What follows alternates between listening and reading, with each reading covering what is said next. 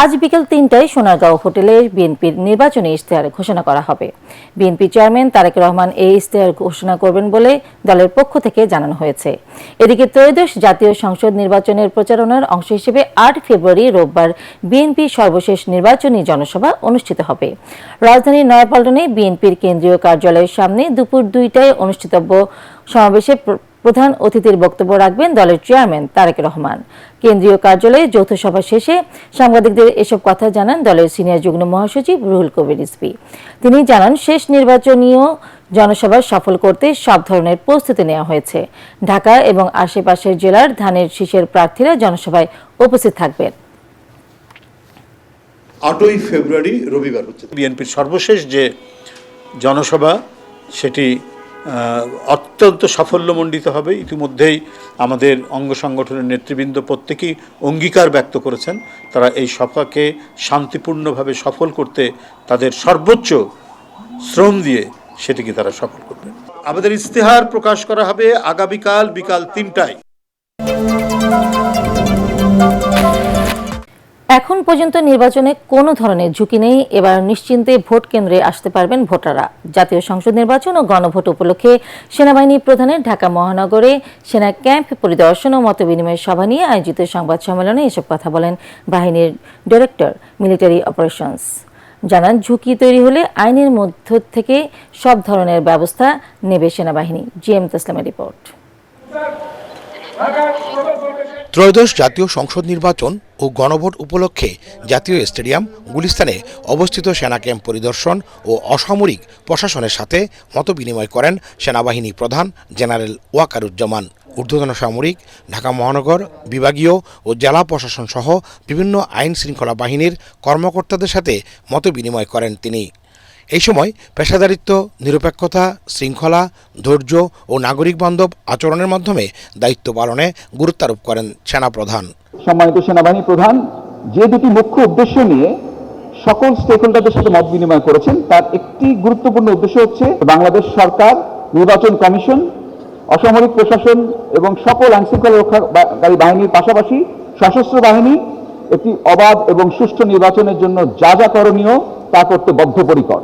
পরে সংবাদ ব্রিফিংয়ে জানানো হয়, সেনাবাহিনীর অভিযানে এখন পর্যন্ত সারা দেশ থেকে 10,000-এর বেশি অস্ত্র উদ্ধার করা হয়েছে।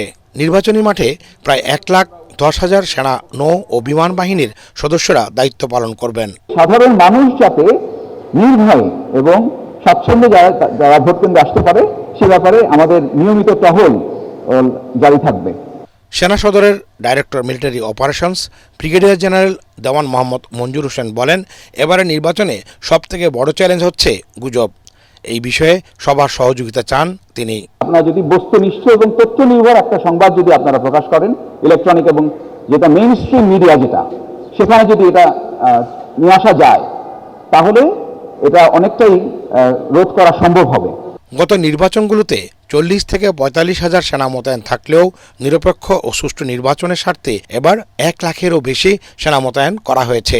প্রস্তুত রাখা হয়েছে সব বাহিনী ও সংস্থার হেলিকপ্টার। এবারই প্রথম ভোট কেন্দ্রে প্রবেশের অনুমতি দেওয়া হয়েছে সেনাবাহিনীকে।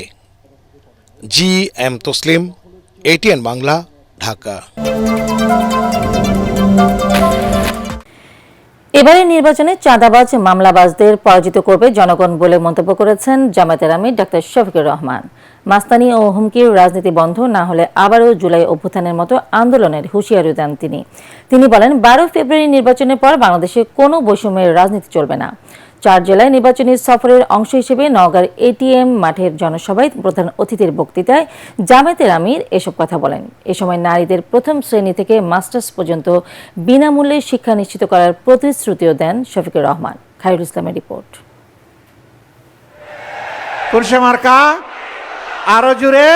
সকাল থেকে রাত পর্যন্ত সারা দেশে ছুটে বেড়াচ্ছেন জামায়াতের আমির ডাক্তার শফিকুর রহমান। দেশের প্রতিটি জনপদের মানুষের কাছে ন্যায়ের পক্ষে ভোট দেওয়ার আহ্বান জানাচ্ছেন তিনি। তার কথায় ক্ষমতার মোহ নয়, বরং মানুষের অধিকার প্রতিষ্ঠার দৃঢ় অঙ্গীকার। ক্লান্তিহীন পথ চলার মধ্য দিয়ে জনগণকে নতুন বাংলাদেশের স্বপ্ন দেখাচ্ছেন তিনি। এই পথ চলা কেবল ভোটের জন্য নয়, এই পথ চলা একটি আদর্শিক রাষ্ট্র গড়ার সংগ্রাম। মানুষের ভালোবাসা আর দোয়ার শক্তিতেই এগিয়ে চলেছেন জামায়াতের আমির, আশার আলো হয়ে, ভরসার প্রতীক হয়ে। দুই হাত দিয়ে উপরে হাত, মাশাআল্লাহ, এবার হাত জায়গায় চলে গেছে। সকালে নওগাঁর এটিএম মাঠে নির্বাচনী জনসভায় অংশ নেন জামায়াতের আমির ডাক্তার শফিকুর রহমান সহ 11 দলীয় নির্বাচনী ঐক্যের শীর্ষ নেতারা। প্রধান অতিথির বক্তব্যে জামায়াতের আমির বলেন, আগামীর বাংলাদেশে সংখ্যালঘু রাজনীতির কবর রচিত হবে। তিনি বলেন, এই দেশ হবে হিন্দু, মুসলিম, বৌদ্ধ, খ্রিস্টান সবার। এই ভোটটা আগামীতে হবে ইনশাআল্লাহ ইনসাফের প্রতীকে। আমরা 11 দল যে যেখানে সমন্বয় করে আমরা নিয়েছি, যাকে যে মার্কা যেখানে তুলে দেওয়া হয়েছে, এটা আমাদের 11 দলের মার্কা। আপনারা কি দাঁড়িপাল্লার সাথে আছেন?